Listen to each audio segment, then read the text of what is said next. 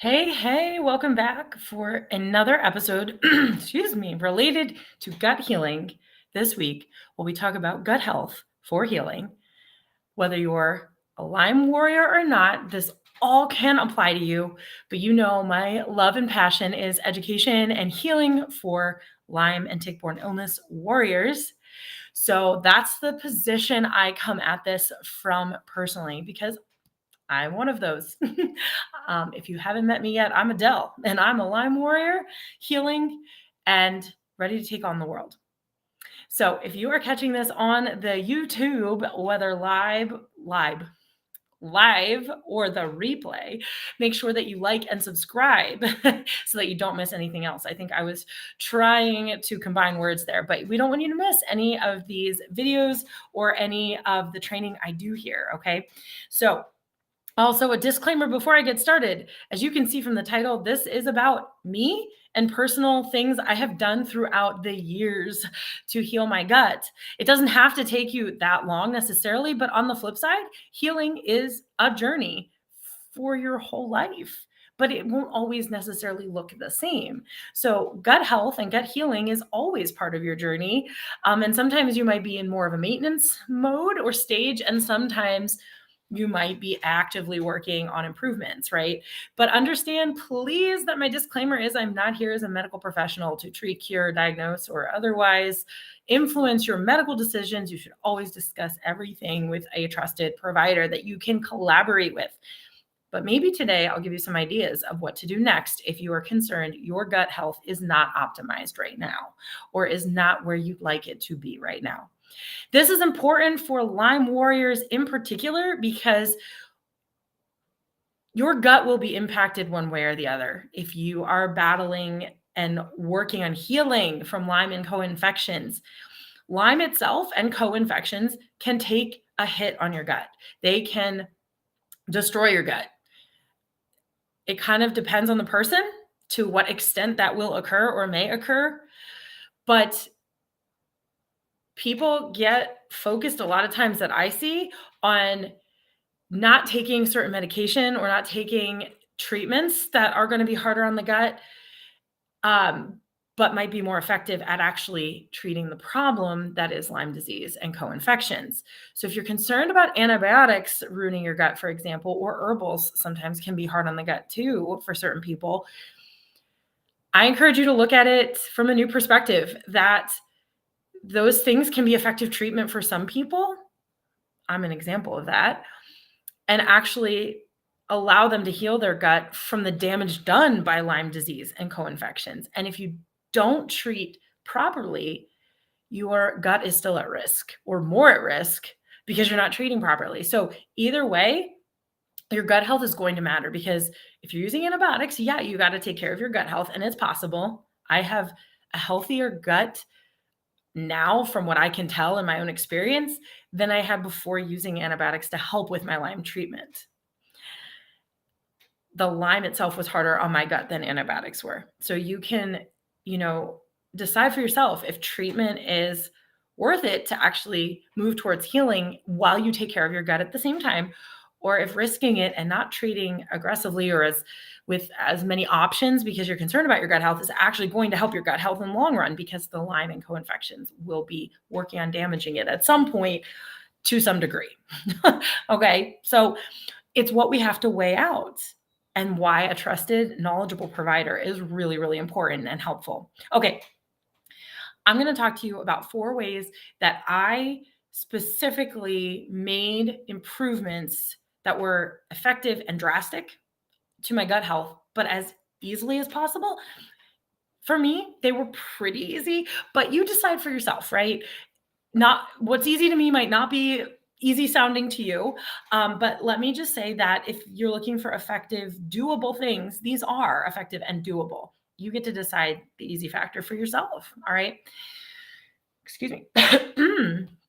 Let's go. First of all, over the course of many years, actually starting when I was a teenager, which is when I got so sick with Lyme disease, before we knew even that I had it, I was so sick.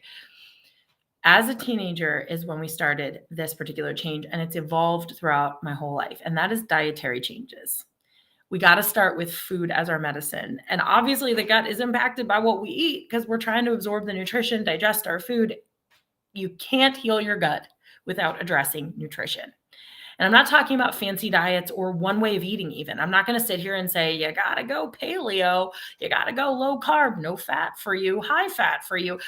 I'm not going to talk like that specifically because everybody is different. But here is one rule of thumb kind of way of looking at it. I think that very much applies to everybody and any kind of way of eating, because I believe that genetically and personally and gut health wise, depending on the state of our gut, we all have potentially differing nutritional needs to a large degree sometimes, or different ways of eating that are compatible with us more than that guy over there, that girl over there.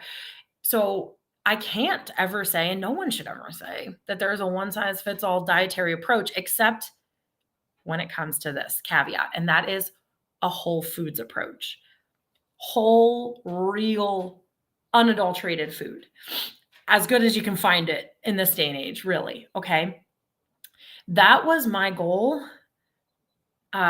overall, to be able to consume whole foods of optimal nutrition. And like I said, this started when I was a teenager. My parents actually revamped some of how we ate based on a homeopathic, like naturopath that I was seeing at the time.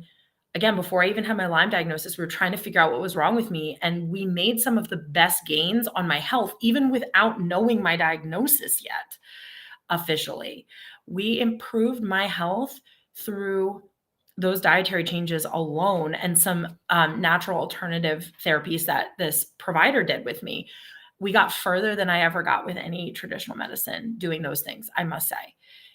It was huge. You have to start with diet and nutrition and what your body is absorbing and taking in. So let me stay on track with you. So this has evolved over time for me. I don't eat exactly the same way now that I did as a teenager at that time when we changed up our diet, but we made a drastic change then. And I've occasionally made some more, what you might consider more drastic changes, like relooking at food in a new light. And along the way, I've made plenty of baby step changes, little tweaks, eliminating certain things or adding in certain things for the benefit of my nutritional needs. So it's an evolution, okay?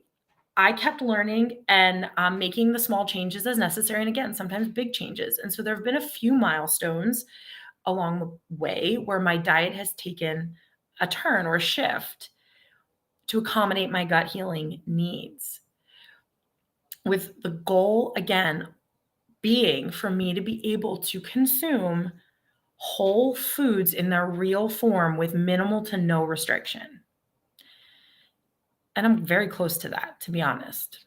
I understand that in the Lyme world, you'll often hear eliminate gluten, eliminate dairy, eliminate sugar, and maybe even eliminate more food than that, or more categories than that. And yeah, some people might need to do that. I also did.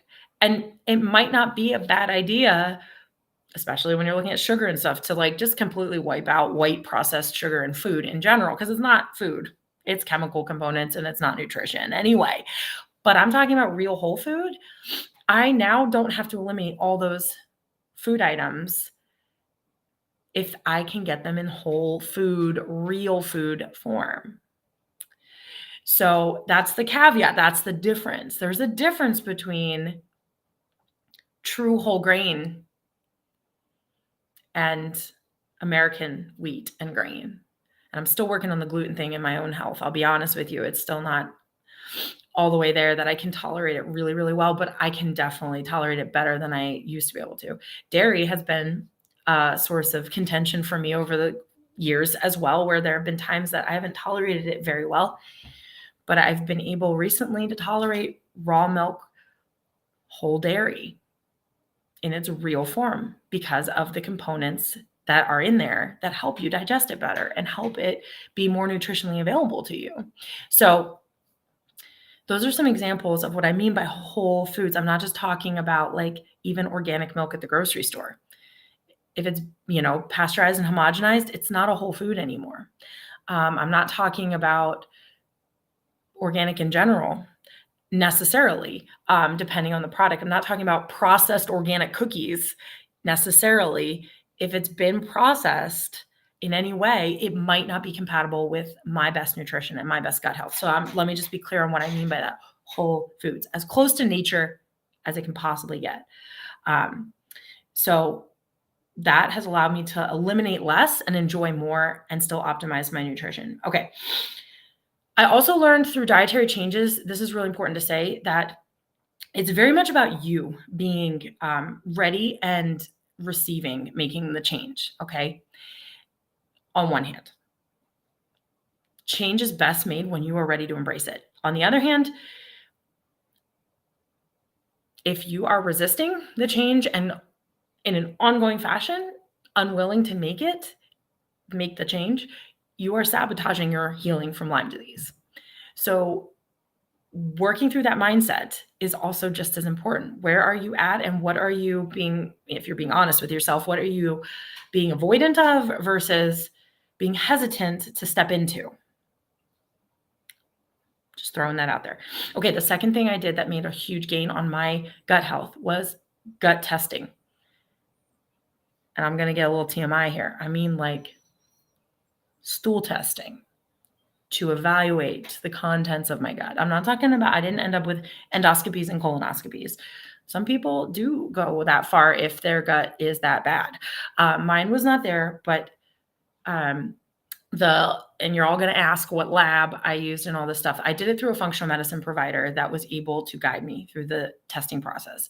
I'm not saying you have to have that option, but it was helpful for me. I would not have known what I was doing by myself.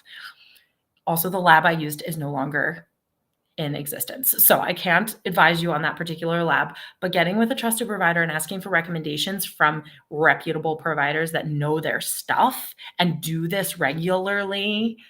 If your PCP is not doing this regularly, they're not going to know necessarily. Okay. So getting information is possible, knowing your sources and your resources. Okay.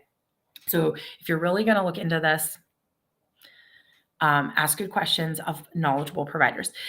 Gut testing might not be necessary for everyone. I'm not here to say, go do this. This will be a ticket to your healing, but it might be, and it's worth mentioning because for me it was. And we were able to even budget out knowing exactly how much the test cost. It's a take home. In my case, it was a take home kit. So I could budget out doing it, which was to me also a benefit. I could know exactly what the best plan was and when to do it and how much to pay for it. And it worked out really well. At one point, I used it a few different times, this particular testing kit. At one point, my functional medicine provider actually even had me do a serial set of tests. I believe it was 3 tests 1 month apart. So 1 test a month for 3 months. And that was as we were adjusting treatment regimens and working on gut healing regimens, and you could see the progress, and it was really cool. And at the end of 3 months, I was pretty much just about good to go with like only minor tweaks left to make. And I felt good. I wouldn't have even known there were still tweaks there, but it also gave information about any parasites or any infections in the gut, any disturbances in the force in there. And it gave me insight actually as to the correct balance of probiotics that I needed even. Because I was actually a little heavy on one probiotic strain that I needed to back off of and get heavier on another probiotic strain that was lacking in my gut. So it gave us a really good symbiotic gut microbiome balance picture from the inside. Literally, you can't get much more accurate than that. So if you were going to spend any money on testing at all, I would actually consider looking into that more than even allergen testing and like food allergy testing and stuff like that, honestly, because those tests actually tend to be less reliable, like food allergen testing and stuff like that.